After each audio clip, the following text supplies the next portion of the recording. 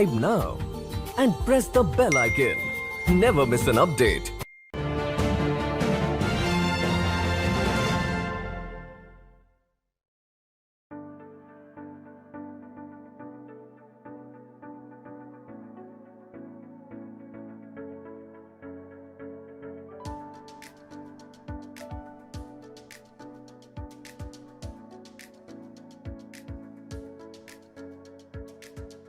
Namaste, konnichiwa. Welcome to the Nupur Tewari show. Let's talk business. Episode number 8, presented by Hill Tokyo and Hill India. Today's guest is very special. Yes, because from last 25 years, he is trying his best to bring India and Japan business-wise closer and closest. And he is none other than Mr. Sanjeev Sinha. With business applause, let's welcome Mr. Sinha.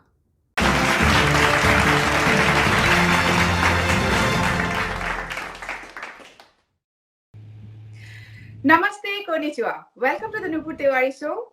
Let's talk business, Sanjeev. Namaste, konnichiwa. And it's my privilege, it's my honor that you are on my show. And it's like we always talked about many more things, but we never talked about business actually. Yes. It's my pleasure to be on the show. Thank you for having me. Thank you. So, Sanjeev, these days you are into artificial intelligence, Yes. and Japan is known for it. So, I would like to know that definitely not me only, all the viewers and the business people and the startup people, they would like to know that how Japanese artificial intelligence can be used in India, or maybe Indian human resources we can use for Japanese artificial intelligence. Sorry. Yes. Yes, Nipur. Japan is known for the hardware. Uh, and when it comes to AI, artificial intelligence, the sensors are very important. Of course, camera is the simplest form of sensor that we all use. Cameras, recordings, audio sensors, of course, microphones. Japan is great with them. Then there are other kinds of sensors also, for example, temperature sensors. Nowadays, temperature sensors are used everywhere for fever detection because of corona. Japan has great technology for that. Japan has many of these good sensory technology, hardware, uh, and many of them become a part of so-called IoT, Internet of Things. So the sensors can be a small component placed in many locations or maybe in moving vehicles, and they can get data and sense the environment everywhere. So what I'm coming to is that for AI to work, AI needs all kinds of data, like the videos, the pictures, the audio data, the temperature data, the surrounding environment, etc. And Japan has great technology for that. What we need on top of that is the software to analyze all of it. And that is the real AI. And that's where Japan has very good technology at the research level, but Japan is not able to market it very well in the global environment. Uh, as we know, having lived in Japan for so long, of course, language is a challenge for Japanese people. They are generally not so good in English. They do a lot domestic business is all done in Japanese. That is one challenge. The Japanese are also not very good in global marketing and global communication because they are not used to the diversity. They don't understand the differences of cultures so well. They don't understand how to market their product in a different culture. And that's where India is very, very strong. Because in India, we always lived in a very diverse environment, working and playing and living with people of different culture, even within India, uh, facing so many languages. So Indians are very good at it. Of course, English is also its advantage.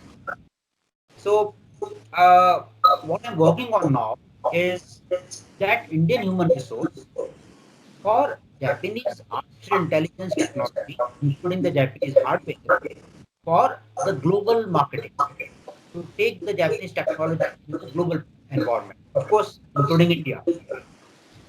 Some of the good examples of Japanese technology in India in the field of AI is camera-based technology.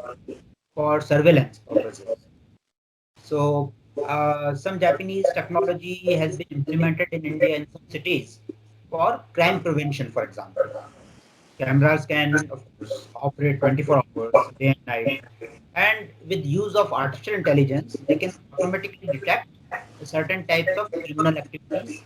Of course, they can do face recognition. If there is a known criminal, then that criminal can be detected using the face recognition without a human being monitoring it 24 hours. And that kind of technology is being used in India, provided by Japanese companies for crime prevention. That is working fine in India. So there are lots of these opportunities.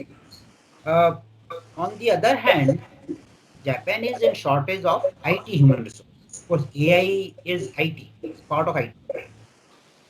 Uh, Japan is short of young population that we know already.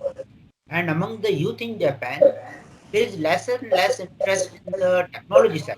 Japanese youth is going more into liberal arts and humanities side these days. So there's a serious lack of IT human resource in Japan.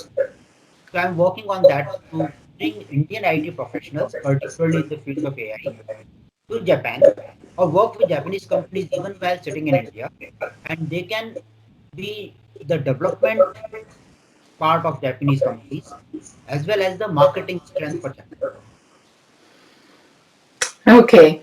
So, so here is the because Japan needs India because of what you said, that definitely the marketing skill and the language to market it in the global market. Right. So, Yes, and also the software development skills. Because Indians are good with the mathematics, so we are very good in IT globally, of course. We are the world's superpower in the field of IT. And that is also something we can help Japan with. hmm, that's a very good road where you are going to make between India and Japan, and it is with our skill we are helping Japan, and with Japanese skill they are helping India as well.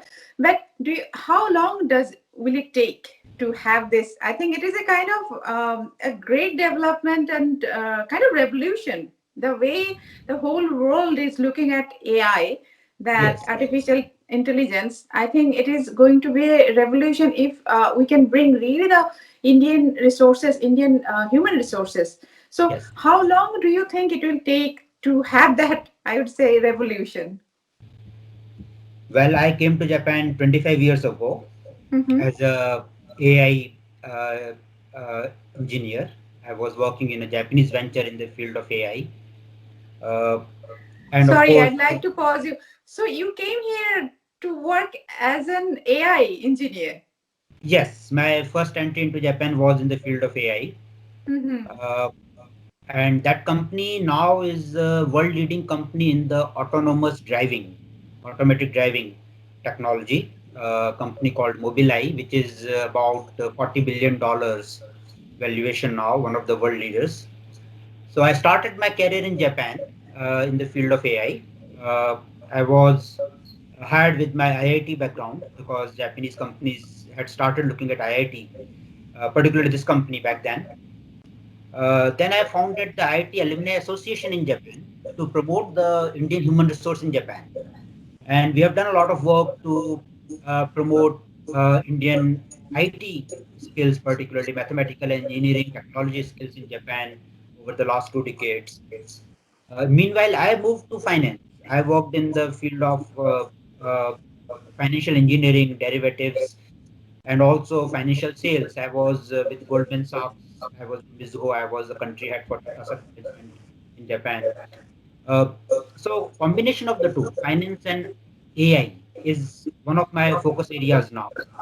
But even broadly, AI as a bridge between India and Japan, what I'm working on. So it has taken so long. 25 years I've been in Japan. I've seen ups and downs. The Japanese interest in Indian IT went up, but then Japan could not bring many Indian IT engineers to Japan for a long time. Still, there are not so many compared to what we have in US and other countries in the world. So the potential is huge. The challenge is that there is a lack of understanding between India and Japan in terms of culture, in terms of the working atmosphere, in terms of the potential between the two countries. So the working level understanding is lacking. So the people like ourselves who have a lot of experience in Japan, working in Japanese companies and Indian companies as well, we understand those difficulties. So the role I am playing is to bridge those challenges, overcome those challenges to connect the two sides properly, so that Japan can more effectively work with Indian IT talent as well as Indian marketing talent, both ways. So time is now right. And actually, Corona has now created an environment where even remote working is accepted. So even if Indian engineers don't come to Japan, they can work from India, and companies are getting used to it. So that will make it easier. So I think now we will see a fast growth of connecting Japan with Indian IT and marketing human resource. Very rightly you explained, and definitely including me and the definitely viewers, they would like to know such a vast experience you have, 25 years of not only one company, so many companies you have worked with in Japan, and you even with the Indian Railway also, the taking Shinkansen to India, you have worked with that also. With So Japanese railways, yes. yes. So this is all your experiences, because today's youth who are coming to Japan or who are aspiring to come to Japan, they your experience not only in the field of AI, but I think each field it will enrich them with your experience. So I'd like to just tell a little bit about the Japanese way of working to our viewers. Like as you said, the two countries we have really different vast differences when it comes to working culture. So, little bit, if you can talk about that. So, all the people who are really want to come to Japan, it would be very enlightening for them. Please. Yes. Uh, so just to share my experience here. So after Mobileye, the AI company, I was with Goldman. That's of course an American investment bank. But then I moved to a Japanese investment bank, Mizuho, which is of course now well known. It was just created as a big merger back then. And my role in Mizuho was in the globalization of Mizuho as well as connecting with the Indian IT companies. So this is 2001, 20 years back. And it was the first Japanese investment bank to work with Indian IT companies. And we faced a lot of challenges. Uh, One challenge is that Japanese companies tend to be very, very methodical and detail oriented. They like to put everything on a plan together, a blueprint first, and then decide and then execute. So they will not start the execution or they will not even make a decision until the blueprint is complete. Now, in the field of IT, that doesn't work so well because in IT you need a little hierarchical and interactive approach. You need to start with a high level design and start the project forward, and then you need lower level, more detailed designs later on. So the process is more iterative in the case of IT, and that's what Japanese companies have not been very good at, and that's where India has a good strength. So we need to bring this Indian strength of planning in the field of IT to Japan as well. At the same time, we need to work with Japanese uh, culture of the details and being very meticulous, which is different in India. In India, we start working very quickly, and as we see the challenges, as we see the environment changing, we keep adapting ourselves. We are very adaptable people. So we work in a way of dynamic decision making. We don't decide everything in advance. We start moving forward and decide as the need comes. But Japanese are not used to that way. So we need to bridge between the two and bring Indian strengths of IT planning to Japan. Yeah, so very rightly you said, like, so I think today's youth who are really they want to come to Japan, because you are the role model for them. Like so much achievement you have, especially country like Japan. It's just so much orthodox. Still, the Japanese companies they have the Japanese language is the many most of the companies, I think the old company, they still Right. use the only Japanese. Even their documentation, everything is in Japanese. Yes. So that would be like an Indian, we are good at adapting. So, what do you think? What would you like to suggest today's generation, today's youth who really were coming to Japan at the field of AI or IT or any other engineering, mechanical or any other? Like, what kind of adaptation they need before, or the mindset before they come, before they prepare themselves before coming to Japan? What kind of preparation I would rather say. Yes, yes. It depends on the role they would play, and there could be different types of roles. Uh, of course, knowing Japanese language is very helpful, but it's not necessary 100%. Uh, Especially in the field of IT, many Japanese companies are now starting to work in English language also. So even though the Japanese market is all in Japanese, but their software development, which is also used globally sometimes, that part of work is slowly and slowly getting more used to English. So Indian people can adapt more easily there. Uh, so one part is Japanese language. Second part is the role you are playing. For example, if you are playing a role of a project manager in the field of IT, then you need to also bring the Indian project management strengths to Japan in the field of IT.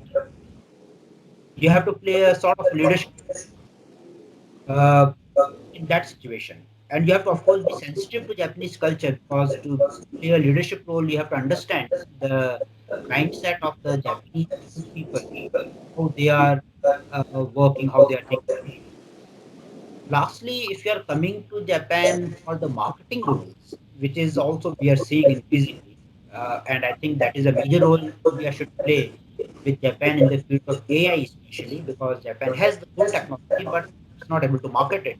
In that case, Indians have to take a very, very strong leadership and a pioneering role to uh, strategize, to plan how to expand Japanese products globally. So, this would be my last question. So, do you think, as an expert in this India and Japan business, especially, all kind of companies you worked with, as an expert, do you think the Indian government and Japanese government, they're working enough to bring these two countries business wise closer? Uh, I think Indian government and Japanese government, particularly Japanese government, has been very keen on India for last 2 decades. I have seen, uh, uh, and they have played their role enough. Lots of initiatives have been taken. Prime Minister Mori, in I think 2001, he had a plan to bring 10,000 Indian IT professionals to Japan every year, but we haven't seen that happening. Lots of initiatives have been announced, like India-Japan cybersecurity agreement. Recently, there is a new agreement for India-Japan collaboration in the field of AI and high technologies. So, government role has been there for a long time. Government has taken lots of initiatives, but ultimately, government can only give a direction and maybe help with the visa and a few things like that, but ultimately the working atmosphere have to be created by the private sector, and that's where we are seeing the difficulties. Japanese companies have not fully understood India, and Indian companies have not properly understood Japan, and that's why that company to company matching has not happened. So government has played enough role to answer your question, and they will continue to play some role. But now it's time for the private sector to act on that opportunity and the direction that the government recognized and identified. Wonderfully you said. Actually, yeah, this is the situation we can see because I came in 2003. That I think that time Koizumi government was here. So yeah. So yes, the government they are playing, but we have to move. We have to fill the gap, I guess. Right, right, Right. right. And Ultimately, the sustainable model will only come by private sector. Government can start the new initiatives, but maybe some initial subsidies can be given by the government. But until it makes sense for the private sector, until it's profitable for the private sector and the people of both sides, it will not be a sustainable model. So that's why private sector has cracked on it. lot of important information we got, the viewers got, and the someone like you, as in, if I say expert, it is like less I would say about you. You're like so much with knowledge about India, Japan, and you are contributing to both countries, and we are very proud of it. We're very proud of you, Sanjeev. So Likewise, Nupur. so thank you so much for coming to my show, and I'm sure the viewers who are watching today and will be watching later also, they will be very much enlightened, especially youth, seeing you as a role model, and I'm sure they want to achieve just like you, and they want to come to Japan. And this is my pleasure that I'm bringing you, and I'm just making this, taking knowledge from you and spreading it to today's youth, especially Indian youth.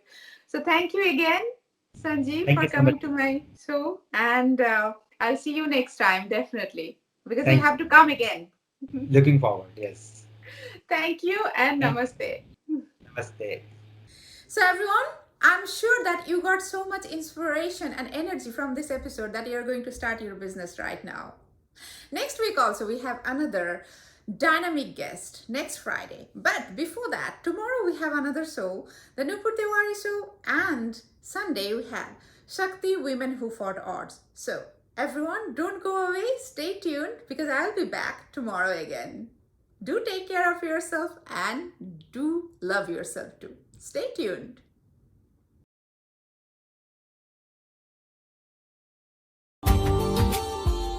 Subscribe now and press the bell icon. Never miss an update.